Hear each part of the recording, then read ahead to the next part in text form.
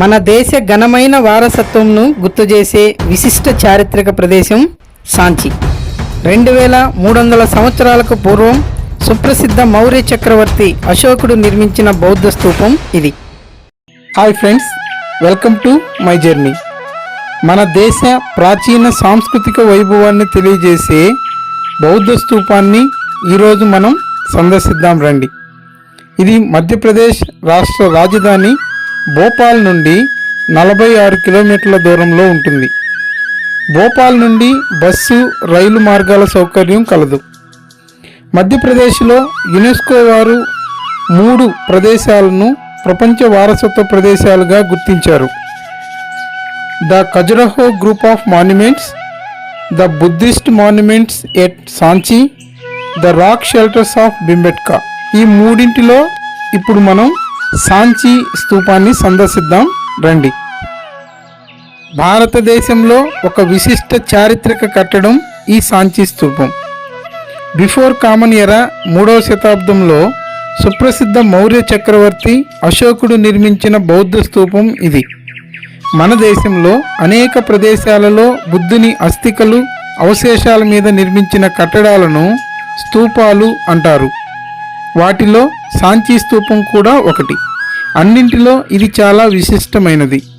ఈ బౌద్ధ స్తూపం పై భాగాన 3 లేయర్స్గా ఒక నిర్మాణం కనిపిస్తుంది. దీని అర్థం ధర్మం శరణం గచ్చామి, బుద్ధం శరణం గచ్చామి, సంఘం శరణం గచ్చామి అనే మూడింటికి సింబల్గా ఇది నిర్మించడం జరిగింది. భారత జాతీయ చిహ్నంకు మూలం ఈ స్తూపం.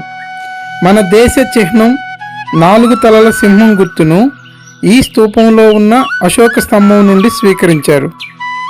ఈ స్తూపం చుట్టూ ఉన్న చిన్న చిన్న స్తూపాలను గుమ్మటాలు అంటారు. ఇవి బౌద్ధ భిక్షువుల సమాధులుగా చెప్తారు.